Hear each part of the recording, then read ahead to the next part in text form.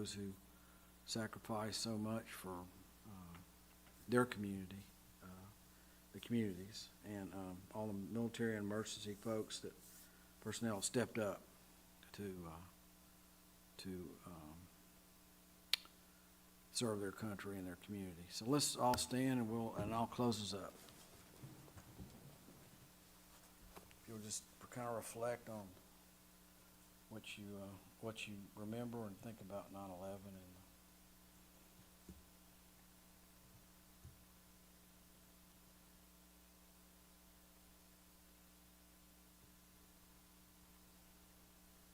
okay. Thank you very much for taking that little bit of time out. And let's see, we'll do a roll call. If you'll call the roll, please, ma'am. Chairperson Leach, Board Member Pendley, Board Member Qualls. Here. Board Member Sharp. Here. Board Member Zitzel. Here. Thank you. This meeting has been properly advertised? Yes, it has. Oh, sorry. Get me on the mic here. Do a little background first. We are the East Ridge Board of Zoning Appeals, and we are composed of just citizens of this community. We're not staff members here. We do have staff present. Thank you, staff, for being here. We're just non-paid capacity, and we receive no remuneration for this service that we do. Purpose is to hear and decide appeals from the zoning ordinance, standards in the zoning ordinance, which were adopted by the city, properly adopted by the city in 1989. And we do have, based on state law and the ordinance, we do have certain standards that we have to abide by for variances. We're quasi-judicial board. That means we can hold public hearings and conduct investigations into certain issues related to the zoning ordinance. Those powers have been given to us by the East Ridge City Council through the ordinance. We look at the evidence. We don't have punitive authority. We don't have enforcement authority. Enforcement's down there, sitting on the front row with staff, Mike, staff. Our decisions are final and binding. Any appeal from our decisions are taken to the court of competent jurisdiction. They're not taken to the East Ridge City Council. We are an administrative board, and we do have the authority granted under state law and East Ridge zoning ordinance. And we have been properly advertised. What we do is the format for our hearing is we'll hear from a little bit from the staff or the board. Then we'll have the applicants make a presentation if necessary, or if they feel like they need to add information. And then we can hear any comments or discussions from the public. So the only case we have tonight is request number, is it VR? Is that what we call it? Okay, variance. Okay, that makes sense. 2023-2 from William Wyndham, representing Park Ridge Medical Center, Inc., 941 Spring Creek Road, for a variance to reduce the side yard setbacks requirements in Article 5, Section 1000. It's O-2, Hospital and Institutional District, Section 1002, Height and Area Regulations. Subsection D, side yard setbacks shall be a minimum of 15 feet, except when a side yard is adjacent to a residential district, and when a side yard of becomes a side yard of 20 feet required. So this is not abutted by residential, so the setback requirement, Michael, if I've got this correct, is 15 feet. And I did do a little bit of, on the site map, if you've got that, that we sent, hopefully we sent, and we can show that to the presenters if we need to, but I tried to stipulate on the site map, Plan 1, the existing site and existing building, and the setback line and the property line. And the property line has a little divot in it. and that seems to be the issue. We did get a calculation, Mike, so it's 3 feet by 3 feet 1 inch, somewhere around there. by 12-ish or so, whatever it was. I had just had a map measurement because we wanted to send this information out to you. It's a little bit odd, and so I think we ended up sending out, it was 5 by 15 or something like that, and it ended up really being 3 feet 11 inches by 12 feet. It's about 18, 19 square feet of that it actually kind of pokes down on a right triangle. So did everybody understand that map we sent to you? Just so I'm super clear, but both of these are orientated the same way. Spring Creek Road is to the right, Correct. okay, in the site plan, just as it is in the, Right. gotcha. And I try to stipulate the existing building. Melissa and I were trying to figure it out. Mike wasn't here one day, and we were trying to divine what the site plan was. Yeah, it's a very irregular shaped lot, and that's Well, the problem with it. We finally figured out that with the building that was shown on there was the existing building, and then the proposed addition. We finally figured out how that kind of notched together, and that showed that little divot down into, okay. Yeah. Mike, do you have anything you want to add to? Yeah, if I could. Good evening, everyone. So this is a very irregular shaped lot, and we had an existing build back in, I think, 2021. I did highlight some stuff on sheet A101 that I have marked up showing the existing building. Does everyone have that in their packet? And basically what this is, so this was it was a 5-bed addition as well, and we're looking at a new 5-bedroom addition as well. So with this new addition, they need to have these corridors aligned, and these match lines need to basically match up. And so now you have a portion of this new building that's going to encroach into the side yard setback, so to say. So for approximately, I think it's 11 feet 8 inches. It's a very short distance, but it's very important to get these corridors lined up. You don't want to offset any of these corridors, especially in a hospital. So that's the reason we're here tonight for this variance.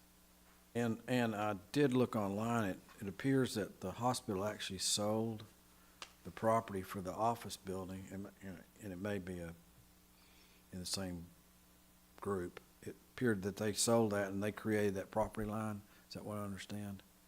That property line, as far as I know, has been there for quite a while. I'm not aware of it changing recently at all.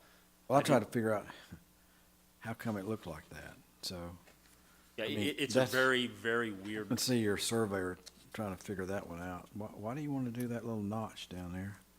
But anyway, so the proposed addition just kind of notches into the existing building, and is that what I understand? That's correct, yes. To get all those connection of the corridors lined up for all your postpartum and support spaces, it's very vital to have those lined up. And, at this point, you can't move the the building setback lines at all. So here we are with this small encroachment. I think the variance is approximately for 3 feet. It would be reduced to 11 feet 11 inches, I think it is. So they were seeking a 3 foot 1 inch variance for this. I was guessing a little bit low when I just had the map measure it. And really, the existing building line is just extending, right? It's not going up or down. It's just extending straight. Okay, sort of looked like a mirror image of what was there. It's identical to what was built in 2021, yes. Okay.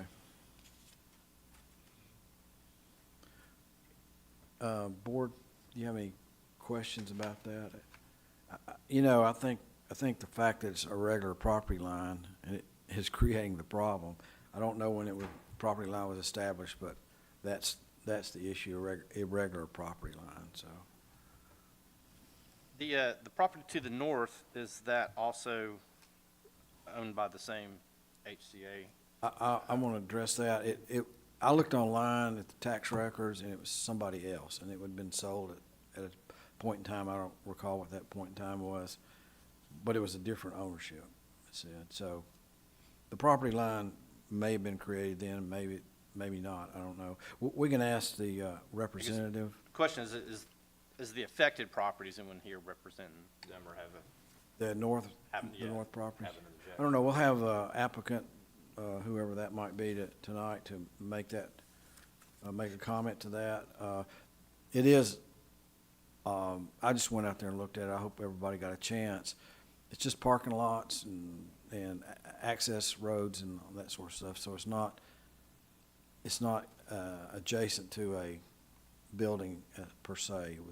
The building is across the parking lot, so, yeah. So let's have whoever the applicant is tonight I had William Wyndham. That was the applicant, the name on the application?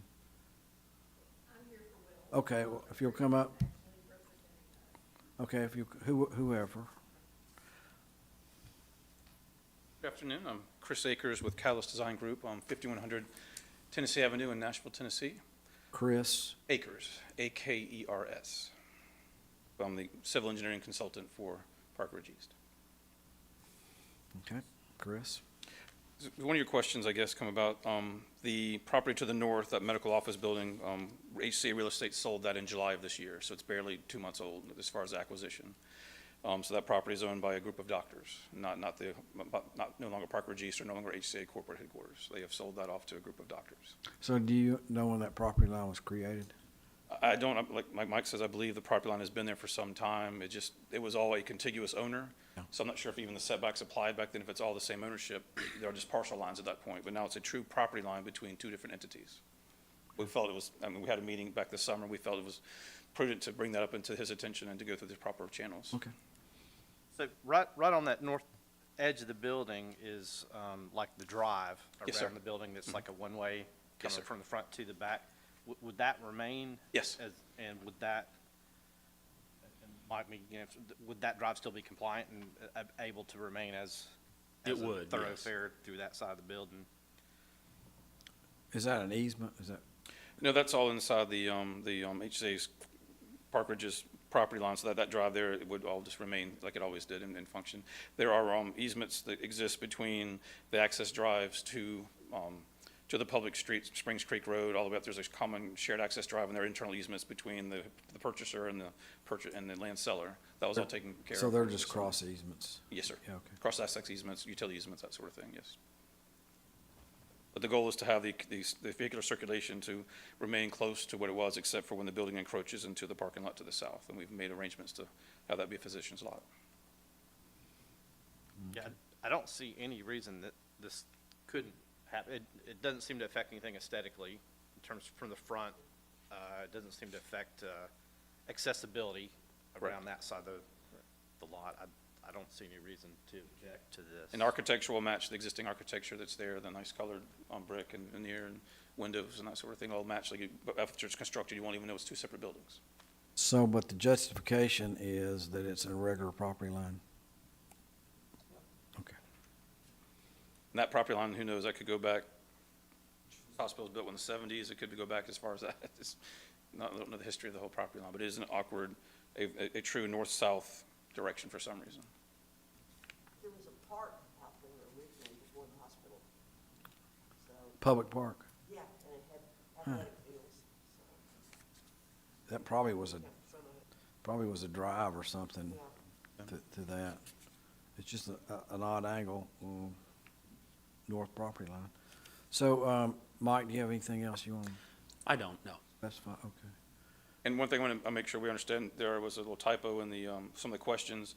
Would a variance, if granted, be a deterrent, a detriment to the public good? And the answer is no, not yes. The answer is no. So that was a little typo there. I want to make sure we got that on the record. So that was a boo-boo. Somebody got in a hurry. But my only concern would be, the only really affected party here would be the adjoining property to the north. To the north. From the doctor's building, and we know that they have been notified of their request for variance. Than being a public, Yeah, and that's not something we don't notify adjacents, property owners like that. Since we're looking at just a setback, we're not encroaching into a property line at all. This is just really just a side yard setback, and this really just falls onto this applicant. Just because it doesn't meet our zoning regulations, the request in the variance, yeah. Yeah, it doesn't encroach into their drive or, yeah. All the drive's still on the HCA property, so it doesn't affect the adjacent building. And we checked, and the fire marshal was present during the meetings we had this summer. He was acceptable to the layout and had no issues with that fire access and that sort of thing, so. Okay, thank you. Chris, we appreciate your traveling here. Board, do you have any other questions or concerns or comments? Is there anybody in the audience that needs to make a comment? Okay, I'll entertain a motion.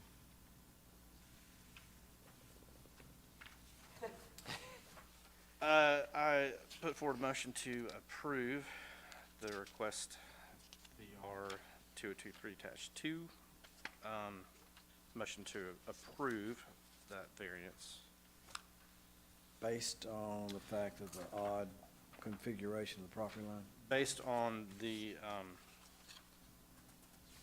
relatively minor nature of the encroachment and the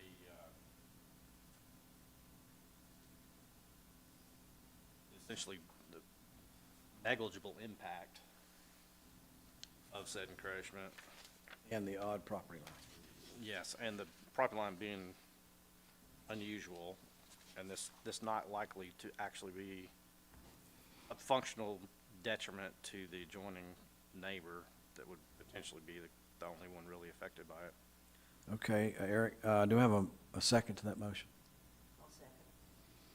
Any other discussions? Did you get that motion?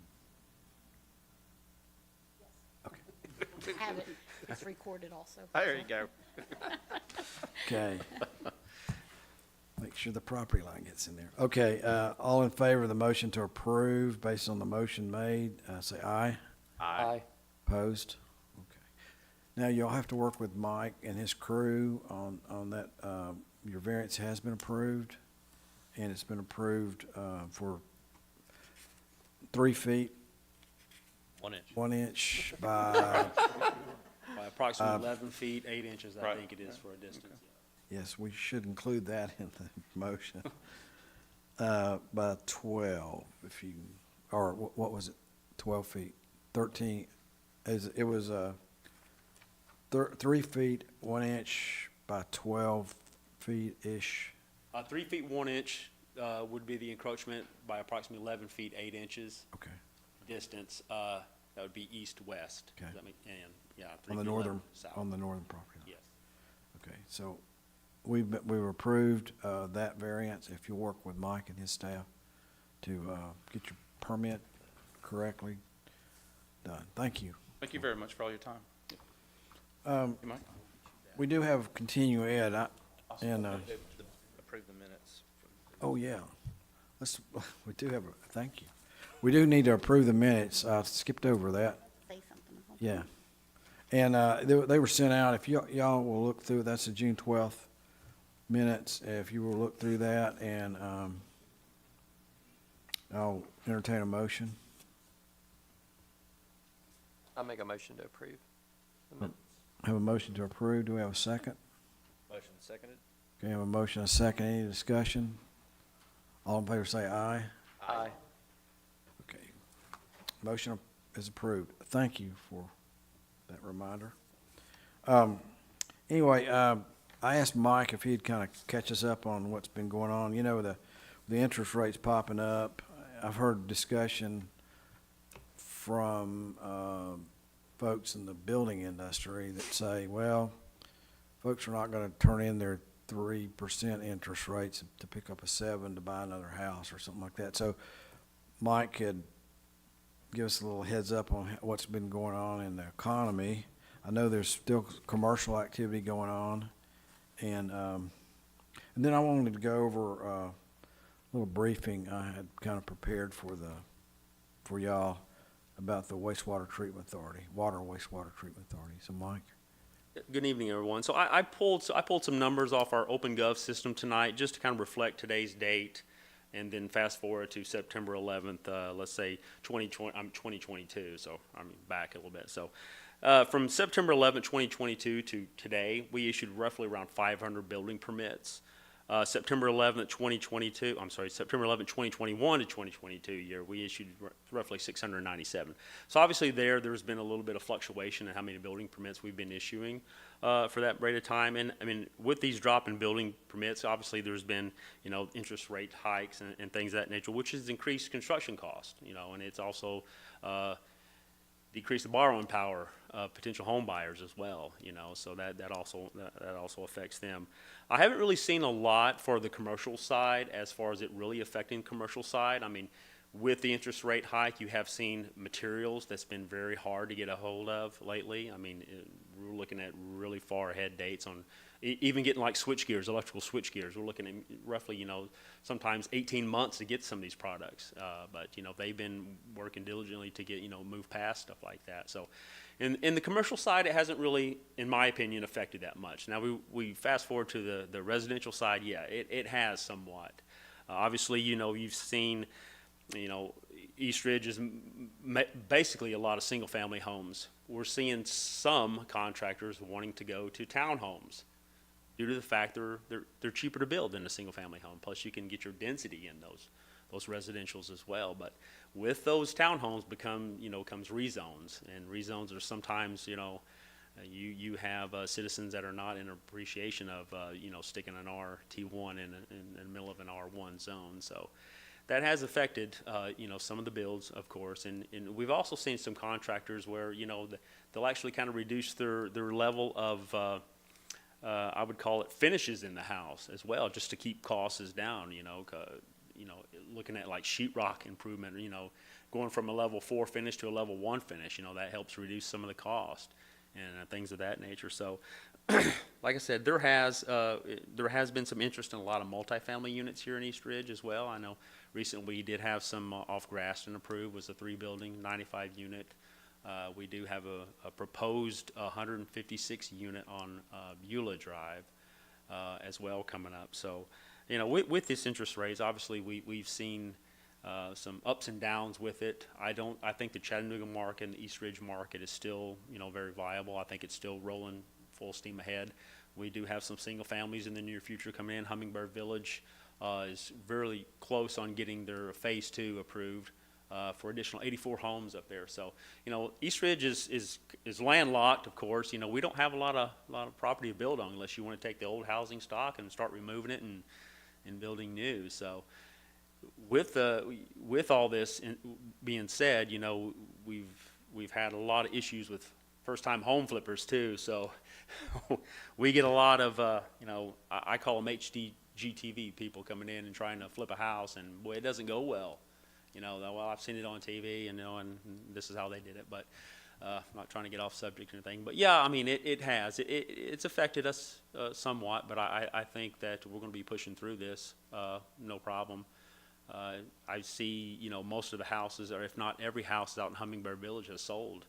And the amount of property values in East Ridge has really, really went up, which is incredible for East Ridge as well. So that's what I've seen a lot of renovations, and some of them are flippers, I think. Yeah, we do see a lot of renovations. And like I said, with the older housing stock, I think, and I could be wrong, I think 50s and 60s was really when this place was, Steve, you could verify this, really booming, and the single families started popping up, and everything out here was zoned urban residential, so you could have all these different type of mixed developments out here, and which wasn't necessarily a great thing. You fast forward to our time now, and now you have, duplexes, multi-family, single family, it's just a combination, a lot of mixture in here. But yeah, we do see a lot of renovations. Not all renovations go well in East Ridge, but like I said, we've pushed through that as well. But I wish, when it comes to renovations, and I know I'm on the microphone here, but sometimes we don't have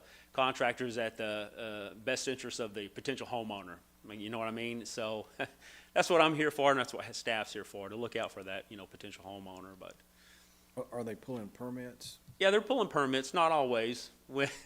That's why we had code enforcement. They go out, and they patrol the neighborhoods. And with our new Open Gov system, it's really easy for them just to, on the fly, check and see if any permits are out there instead of having did it in the past, called Melissa, and she would verify it. But yeah, not all the time they're pulling building permits. We catch them every day, out there not doing what they should be. But make sure we handle it.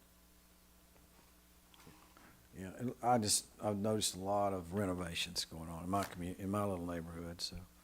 There are a lot, and there are also some renovations that if it's just minor work, like you're talking about kitchen cabinetry, flooring, when you're not getting into the bones of the house per se, Structure. that you don't necessarily have to have a building permit to do some of the renovations, but majority of the time, it's never really, they'll say, well, I'm doing this, but hey, where'd that wall go? You know what Yeah. I mean? So, Yeah, yeah. that wall was structural. Did you know that? Yeah, it Oh, sure no, was. I didn't know that. Thanks, Michael. Yes, sir. I've got and kind of following up what Mike said, the mayor and council put me you're a representative on the Water Wastewater Treatment Authority Board about a year ago, I guess. And anyway, I've been trying to get up to speed with them, but I've got a handout I'm going to give y'all, and Mike and Melissa provided us a map that shows all the activity that the Wastewater Treatment Authority has done. So I'm going to pass this out, and you can, there's two of them in there, I think. Yeah. Melissa and Dolly, I guess the mayor. And Mike. I'm sorry. Here's one for Mike.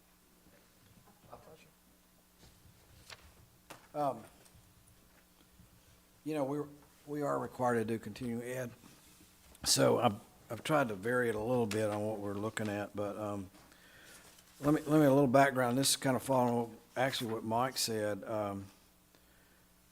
WWTA has been around in East Ridge for only a few years. East Ridge, and this is kind of getting back to what Mike says, East Ridge was established as a city in 1921, as y'all know. Just had our 100th a couple years ago. And there was some residential development. I've got a little house that I own that was built as a farmhouse probably in 1920 or so. It may have been around the time that East Ridge formed up, but it's an old farmhouse. And there's some houses around there that were built in the 20s up on Castle and Dunlap and some other the area around my house. And and then there was some development along 41, which was a major route. I think it was Dixie Highway, US 41. And so there was some commercial development there. And likely as not, they were on septic tanks and field lines. Some were and some maybe not. And then as Mike said, after World War II, in the 50s and 40s, 50s, and 60s, East Ridge really had a lot of development. And at that point in time, they must have been on sewers. But in 1958, I think, is when the sewer plant was built. Now, the City of Chattanooga sewer plant, which I'm more familiar with, was built in 58 also. So think about that. What were they doing with the sewer pipes? Where was that going if it wasn't going to a sewer plant before 58? Well, as you can imagine, it was going into creeks and drainage ditches and whatever. So I know in the city, from the city side, City of Chattanooga side, I mean, I think it was just straight in the river. The theory being dilution is the solution to pollution type thing. It goes into the river. It's a big drainage ditch, and so it goes into the river, and it's just everything floats away, hopefully. But in 58, East Ridge built their own sewer plant and maintained it and manned it until 1989, I think. Mike, do you know that? The East Ridge plant was abandoned, and I think everything got pumped to the city about 89, 90 time frame. Yeah, something like that, 89, I think. That was one of the pieces of information I couldn't quite get, but I think it was about 89. So really, it operated from 58 to 89. And honestly, you could drive down the interstate and smell it. I mean, it was pungent at some points in time. And I'm not sure how big the plant was, but it probably was, in 1958, sized for a certain size community. Obviously, East Ridge got bigger and bigger. There were a lot of activities, commercial, single family and multis out here. So, I don't know how big the plant was, but it functioned up until the time they said it's probably not doing what it needs to be doing. So anyway, then it goes to a pump station to the city of Chattanooga's regional wastewater treatment facility. Anyway, getting back to WWTA, it was formed up in 1993, and it actually took over the East Ridge system in 2001. So from 89 to 2001, the East Ridge was still operating the system, but it was pumping it to the city of Chattanooga. And in 2001, it came under the auspices of the WWTA, Water Wastewater Treatment Authority, which is a creature of the county. So anyway, I wanted to kind of, and Mayor's probably more familiar with this than I am, but I wanted to kind of go over what's been going on in the years since 2001. And, as you can imagine, the sewer plants and sewer pipes are hidden. Nobody pays any attention to them until I remember going down near my house and there was a manhole that was just popping up every time it'd rain, just blowing out, and it would, literally lift up. There was so little capacity and so much water infiltration during a rainy event. It just popped up like that. I can remember that, and that's just basically sewage that's spilling out everywhere. So the WWTA had its hands full. You first got to figure out what the issue is, and then what do you need to do from an engineering standpoint, and then how do you pay for it? So all those things kind of work together. And anyway, there's a document that I provided for you that the WWTA provided for me. But all in all these rehab that's been occurring since 2001 has amounted to about $49 million, a little bit over $49 million to rehab. And sometimes it involves digging, sometimes it's just manhole replacements. Other times it's, what they'll do is sleeve line it or put a liner in these sewage pipes. Because a lot of the sewage pipes, the joints, they would separate, and then that's when you have infiltration, or they get damaged during construction. Backhoes are really good about damaging sewer pipes. So anyway, part of the problem was just finding out where the leaks were occurring, in which basins they were occurring. So the map that Melissa and Mike provided to you was from WWTA, and it shows you kind of these phasings that WWTA is undertaking in East Ridge alone, just separate, not any other places, to rehab a system that had been in place for many years. Does everybody know where the sewage plant used to be, behind the hospital? Yeah, it was right beside the hospital. So that must have been interesting for the hospital guys when the smell reversed down on them. But anyway, if you'll look at your document that I provided, or the WWTA's provided, Basin 10 rehab. Basin 10 is basically everything around the interstate, and that there's a big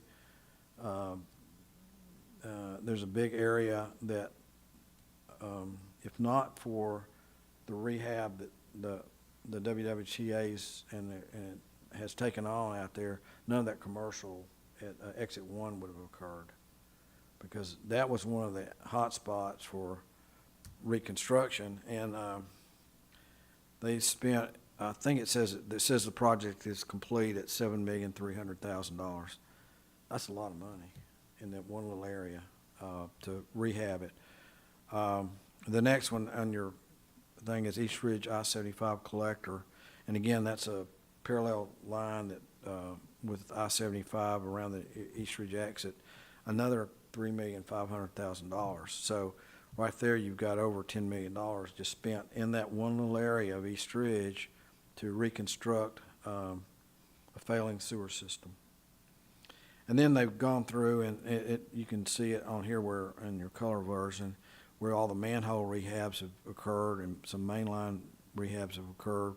I used to see it a lot on Bennett Road area, and that was a $10,600,000 project. All that area over here on the west end of East Ridge.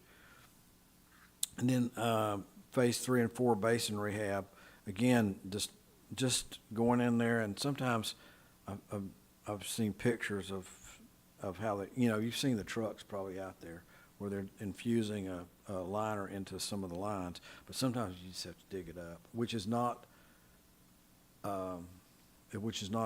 really well received by the community. When you go in and dig up their roads and you're putting in a sewer line, replacing a sewer line, or if they have to go through somebody's backyard. So the best thing they can do is try to line it, and they've done a lot of that. And there's another $3,100,000, and that's been along along both sides of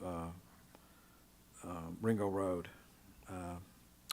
And then there's another facility that's going to be on the east side of I-75 near Camp Jordan Park. There's going to be they call it equalization facility. It's just a big old tank. And what it does is it takes the immediate flush of rainwater / sewage, and it's in a big, instead of spilling out manholes, it comes to this big facility that stores it, and then it's pumped meters off to the sewage treatment plant.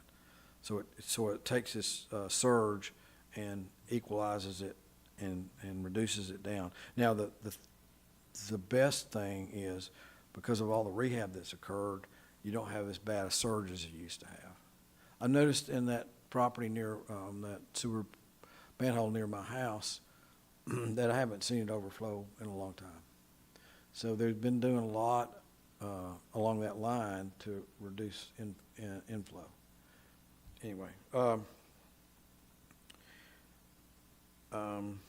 Anyway, the total so far has been $49 million, $49,500,000. Yeah, it's a lot of money. And there's something called a consent decree that's coming down from EPA. Now EPA, I was at the city when the EPA did the city's consent decree, and it cost a lot of money for the local government to come into compliance with what EPA is requiring. East Ridge is in the same situation, but WWTA would be the co-signer of this document with EPA, and it looks like another about $20 million on top of what we've already been doing. Now, I tell you what, the WWTA has been very aggressive in trying to get a hold of issues, getting in front of issues. They're working in Saudi Daisy. They've been working, and they're really having to work really hard up on Signal Mountain, Lookout Mountain, and so Red Bank is another area that they've worked hard on, and it's trying to get ahead of this consent decree. And we don't know when it's going to be signed. It's close, is what we were told the last meeting. So all these little dots on here represents projects and projects going forward to get ahead of to resolve issues we had with our system, and then to get ahead of what we think EPA is going to require. But again, that'll be, we think, more money spent by WWTA to get the system up to where it needs to be, or what EPA expects. So anyway, there's a lot there to look at. There's phase lines and all this, and but when you see the WWTA trucks out, a lot of times they're doing emergency, where people have blockages in their laterals that go off to the street to the main lines, and so you'll see them pumping and trying to resolve a problem in somebody's yard. And I know a neighbor of mine had to have his outflow line replaced, but I think they lined it actually in his front yard. So WWTA's been very aggressive, I'm very proud to be a part of that organization, and they seem to really care and trying to get ahead of what they think EPA is going to require coming forward, but Let me ask you about this. So there's gonna be like, an impoundment bill. yeah, on the east side, north of the park, you know where Chickamauga Creek crosses under I-75 as you're, like northbound? Okay. It's gonna be before that, on the right side as you're going north, on the south side of I-75. And it's basically a big containment,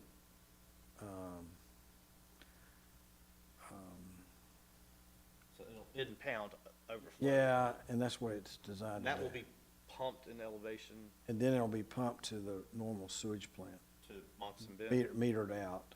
Instead of having a real big rush through the system, it stores it. It's a storage tank, basically.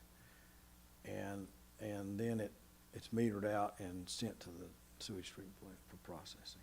That being Moccasin Bend. Moccasin Bend's a regional plant, and actually gets into all the communities that don't have a sewer system, that's in Hamilton County and also a little bit North Georgia, too. So it's a regional I'm system. curious, how's the current elevation dealt with? Like currently, you flush a toilet on the west end of East Ridge. Is that gonna flow Well, east I think to a there's, pump station? there's a pump there's pump stations located all over the place out here, all over the community. I thought I had a map that showed them, but, maybe not. Anyway, there's small pump stations, satellite pump stations all over the community. And I believe the one that behind the hospital pump station will be pumping to those 10 million gallon tanks. yeah. For the flush, yeah, the big, yeah.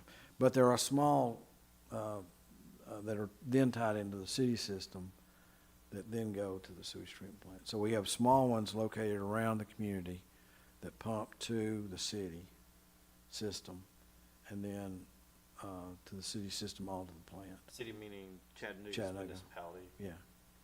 and then ultimately to Moccasin Bend. Yeah, City of Chattanooga owns Moccasin Bend treatment plant. So they receive, because it's determined to be a regional plant, it receives sewage from all the other communities. So what happened was, like, East Ridge had a small treatment plant that was probably not big enough because it was. Being the facility behind. Right, and Signal Mountain had one on the river. The mayor's probably heard about that one, and it was just a blow-by. I mean, you get any kind of volume, and it would just blew right through it, right into the river. So they just, I mean, it wasn't functioning at all. And the debate was, do you keep that plant going, or do you just bypass the plant and take it to the sewage treatment plant, the regional plant? And that's been an active debate going on. But, Red Bank probably had a sewage treatment plant. East Ridge had one. All these communities had little sewage treatment plants, and they weren't very effective because it's all about how you run them and manage them. But it was capacity mostly. East Ridge, if you built it in '58, it had a capacity, but coming forward, it probably didn't meet that capacity. It probably just was having to blow by a lot of stuff. Plus, these sewage pipes, either the main pipe, like in the street, or the service lines coming from the house, would continually need continual maintenance because they'll leak. They'll come apart, ground movement, whatever it happens to be, or maybe they weren't installed correctly. And a lot of times, I know I had a house in North Chattanooga that had like 12-inch tiles, weren't they 12-inch, like a ceramic tile or a clay tile? Any tree worth its weight in, it'd send a root in there, and pretty soon it was just totally root bound. And that was happening a lot in this community, because frankly, you know, they get to be 50 years old and they're underground, nobody pays any attention to them until one day you flush and it doesn't go. And you go, well, what's wrong? Well, you got your lateral going out to the street is blocked with, in my case, it was totally root bound. Somebody planted a maple tree right on top of it. Maple trees love water, and went to the source, which was the clay tile sewage.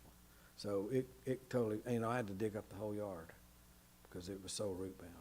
And even with PVC type pipe, I mean, anytime it cracks or there's a joint that's not quite properly fitted, a root will get in there, and Mike can talk about all this, but it's a mess, and then you've got a backup in your house, and then everybody, pardon? Yeah. Yeah. Yeah.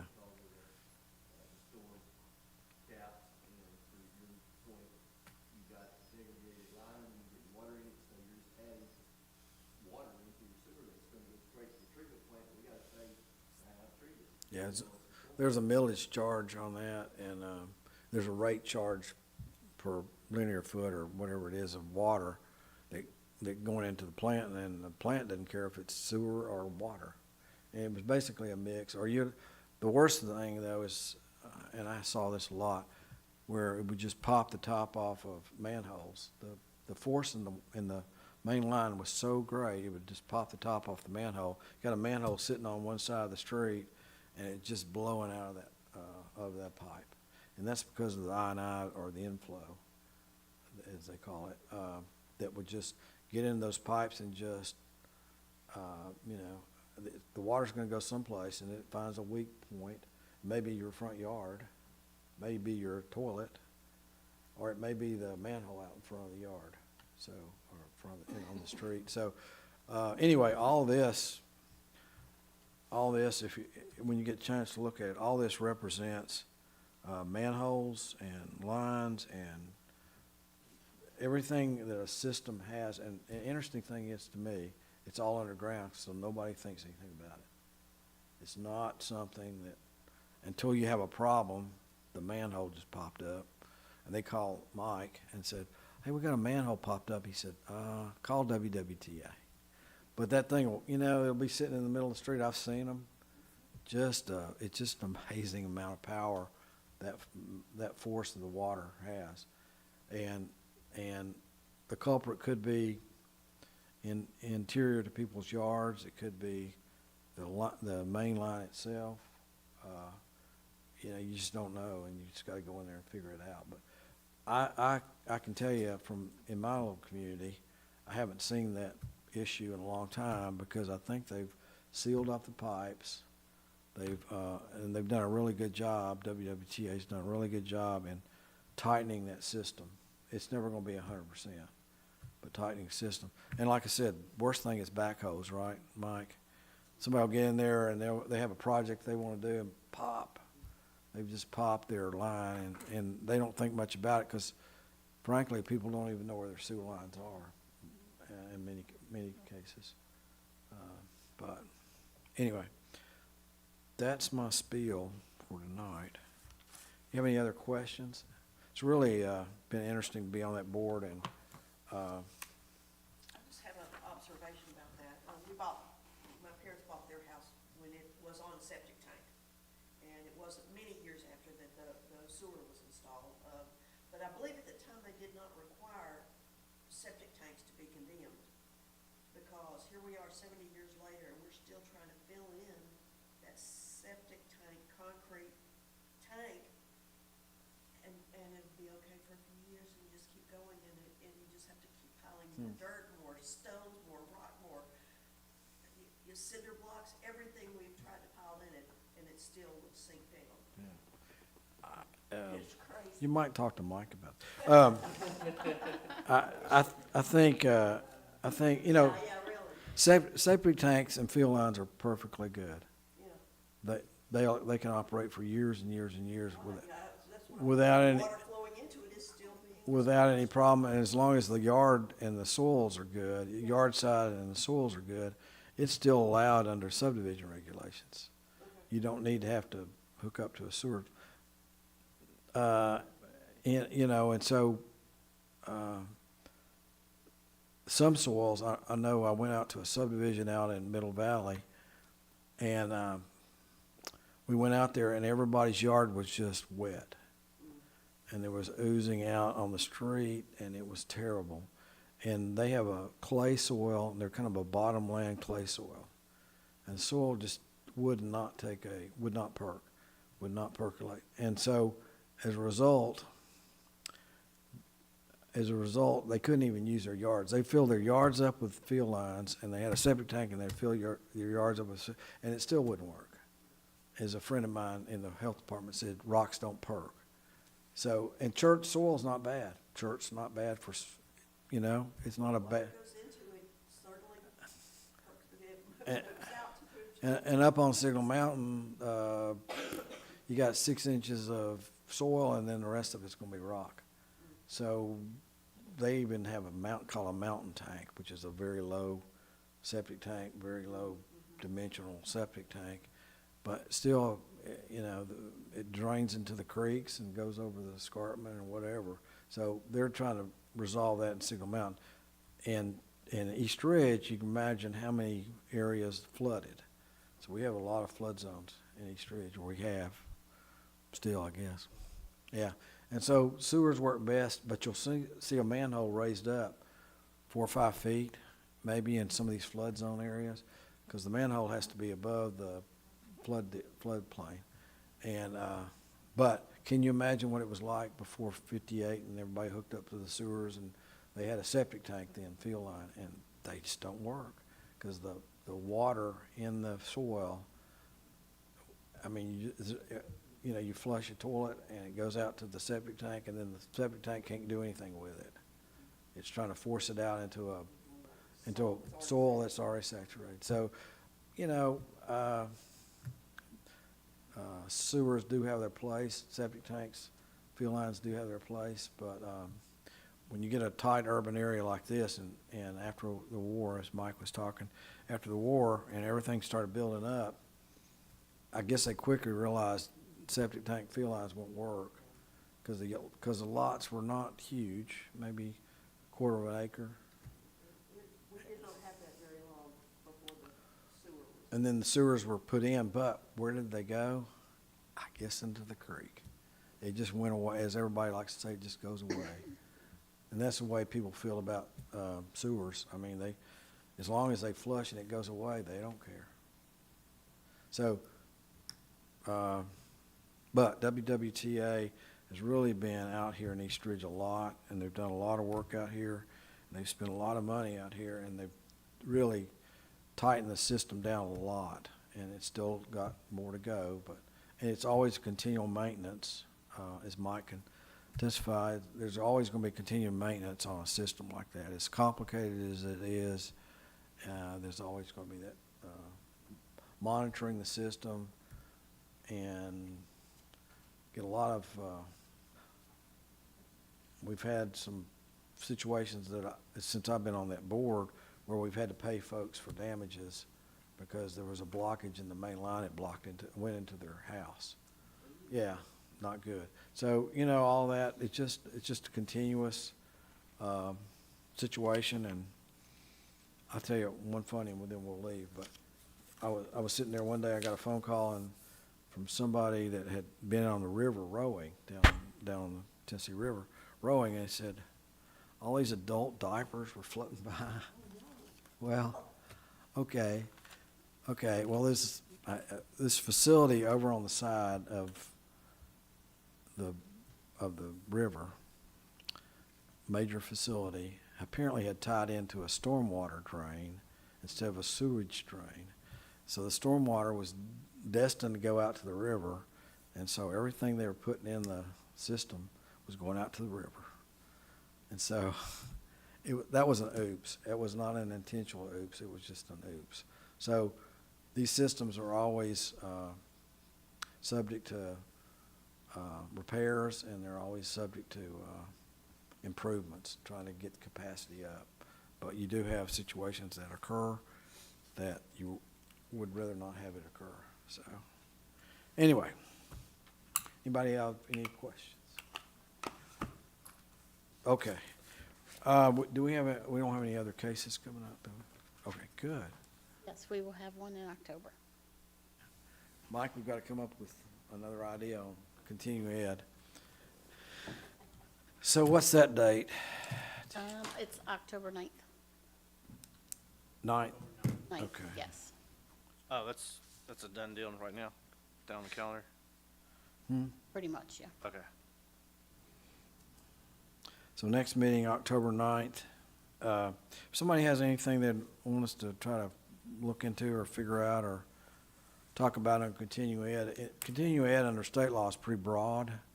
We can do it, Something that I'm interested in, because of where I live in Lansdale Park, it is, I guess it's still designated as a flood zone out there. yeah, I know it has discouraged some people in the past from buying houses out there because of the amount of what flood insurance costs. right. I'm wondering if how often that gets Reevaluate. reevaluated because of the Red Wolves project and the work they're doing, if we still fall within the same parameters that originally had us set up as a flood zone. Mike, can you look into that for So there's next month? actually a meeting this, the 13th, which is Wednesday, I think it is, Mr. Miller will be attending. It is for the preliminary maps, for FEMA, so they update those. Yeah, every right. 4 years, so we'll be looking at the new FEMA maps, but I don't believe that particular area has been taken out of the special flood hazard area at all. Nothing's been adjusted on that. And that's a good question as far as the Red Wolves, how much filter have they placed in there? And how much has it reduced the flooding in Lansdale Yeah. area? Because And it has, I I've mean, heard from subjectively, numerous it's homeowners. drainage is much better. Yes. They've been a really good neighbor. But because of that, not only does it increase the price of, or the obligation when you buy a house, but, for the people who rent those houses, it shoots monthly rent sky high for people to be able to come in there and rent a house because of, landlords aren't gonna cover that. Yeah. Is that something you can report on next time then? Sure. Okay, yeah. And I don't know if you want to talk about just flood zones in general or what. That might be a good topic. I've dealt with those a lot and, What they're and, facing in Florida with floods, from hurricanes, I think we need to seriously be looking at what flood insurance, how that impacts. yeah, used to, flood insurance was you could get flood insurance, it was not costly, and the federal government kind of made a promise that they would make up Right, yeah. if you had flood insurance, that they would make up for a loss. But that kind of has gone away, and I think you're paying rate now, probably. You're paying more likely a pre-firm date. Yeah. On the older house. Yeah. The newer ones, of course, if you build anything in Lansdale Park now, our flood ordinance would require you to build that house. Elevated. 1 foot above, so if you look at the regular space, that's how high you Right, build the house. yeah. And Wow. I think that did concern some of the neighbors until we went through a couple of, big storms, and they realized that the drainage was better now than it was before, so.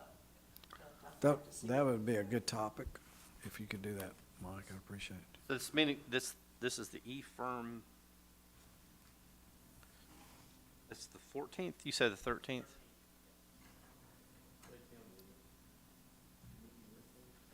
So, yeah, they broke those down into 2 meetings. They had Gray County and they had on Market Street as well. So, yeah, At TVA or?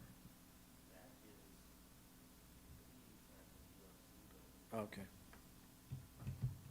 It's posted on the city website. All the FEMA firm maps are posted.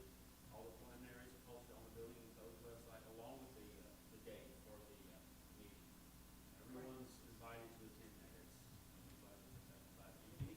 Any citizen in East Ridge can go to this meeting. It's just not for staff. And what time is that? Looking on the calendar, you said it's the 13th.